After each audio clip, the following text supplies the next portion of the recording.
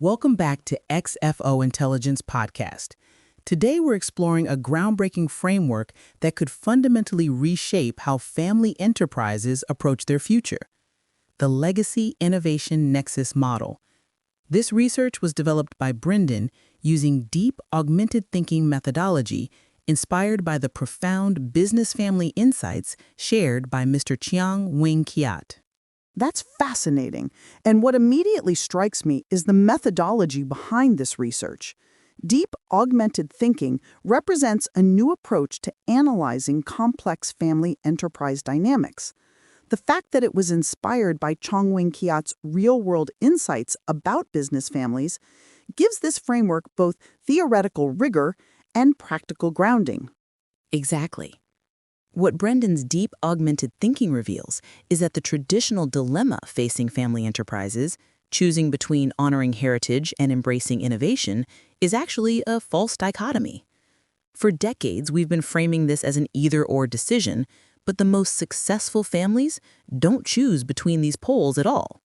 Right, and that's where Cheong Wing Kiat's insights about business family dynamics become so valuable. His observations about how successful families actually operate informed Brendon's analysis, leading to this revelation that successful families master the dynamic integration of both tradition and innovation. Exactly. What Brendon's Deep Augmented Thinking research uncovered is that overemphasizing one element at the expense of others creates three predictable failure modes. The first is what Brendon calls the tradition trap. I've seen this pattern countless times in our work with family offices. These are families who focus exclusively on legacy and family cohesion, but neglect innovation. They maintain their authentic heritage, but gradually become irrelevant to changing markets and new generations. It's like they become beautiful museum pieces, admired for their history, but increasingly disconnected from present realities. Then there's the opposite extreme, what the research identifies as the startup mentality. This affects families who champion innovation and family dynamics, but neglect their legacy foundation. These organizations buzz with new ideas, but lack the unique grounding and accumulated wisdom that gives enduring enterprises their competitive advantage. And the third trap, the corporate approach, occurs when legacy and innovation are pursued without active family stewardship. This could be executed by any competent corporation, but misses the distinctive long-term perspective that family enterprises uniquely provide. What's brilliant about Brendon's Deep Augmented Thinking approach is how it identified the breakthrough insight that sustainable success emerges in the central nexus where all three elements dynamically interact. This isn't a static position to be achieved, but what he calls a rhythmic state to be maintained. The concept of adaptive rhythm is so powerful. Families operating in this nexus exhibit a natural oscillation between consolidation phases, where they strengthen and leverage their legacy assets, and exploration phases, where they pursue innovative opportunities. And this rhythm isn't random.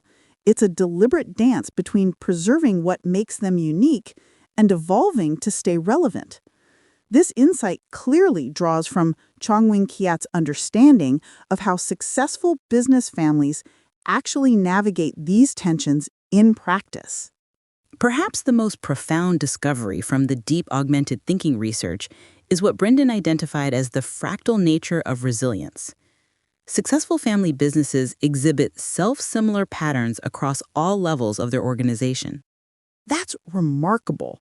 The same balance of tradition and innovation that characterizes their overall strategy also appears in how individual family members make decisions, how departments operate, and how different business units approach their markets. This fractal quality creates extraordinary resilience. When challenges arise at any level, the system has built-in redundancy and adaptive capacity. A setback in one business unit doesn't threaten the entire enterprise because the underlying pattern persists elsewhere. Now let's explore the critical intervention points that Brendon's research identified, specific leverage points where family leaders can most effectively guide their enterprises towards sustainable success. The first is network intelligence over individual brilliance. This really challenges traditional family leadership models. The most successful families cultivate rich networks of learning and communication that allow successful strategies to spread organically. When one family member or business unit discovers an effective approach, that knowledge flows naturally through established relationship channels.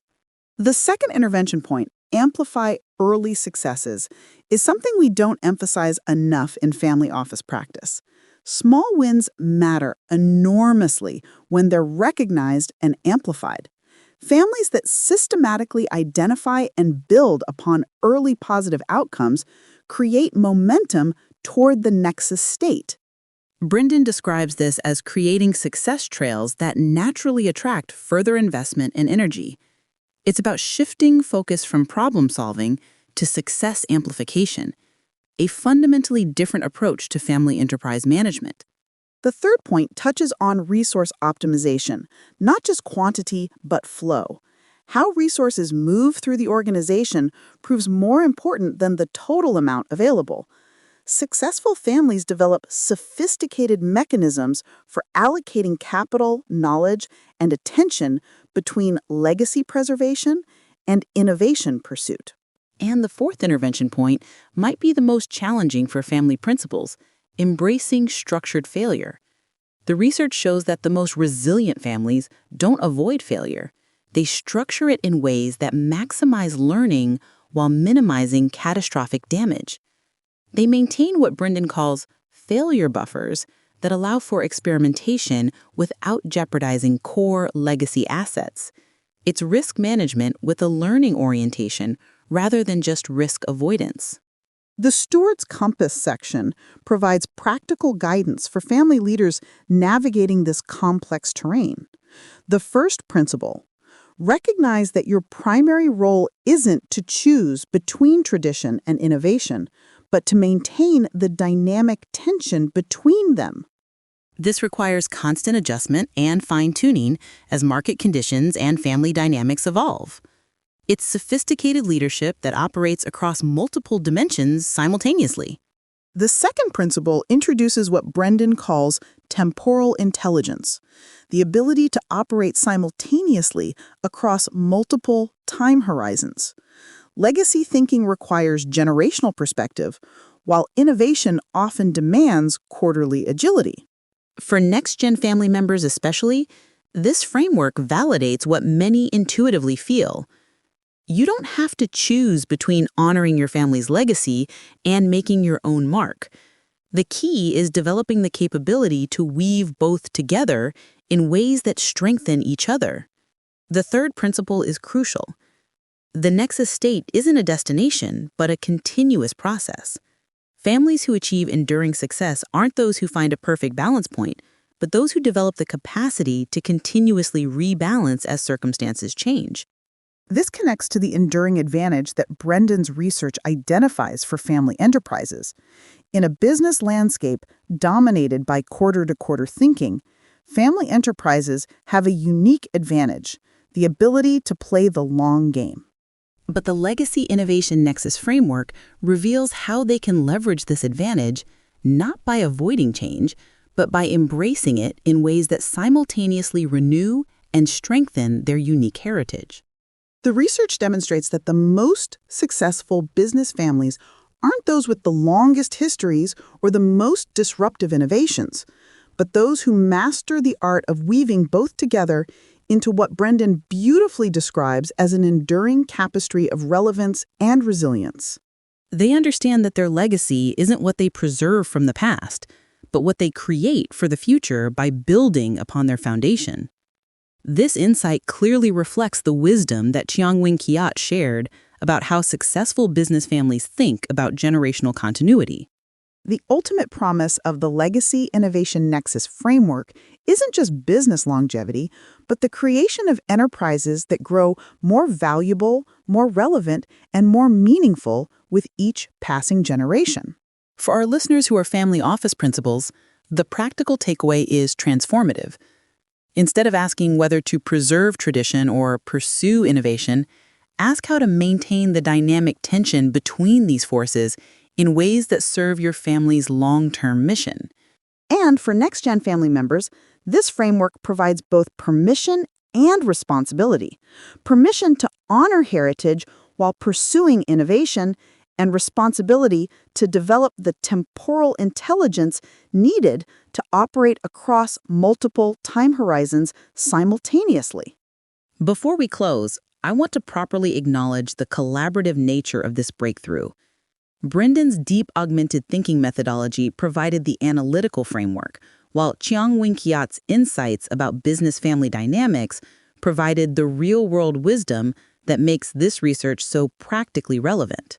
It's a perfect example of how innovation emerges when rigorous methodology meets deep practical experience.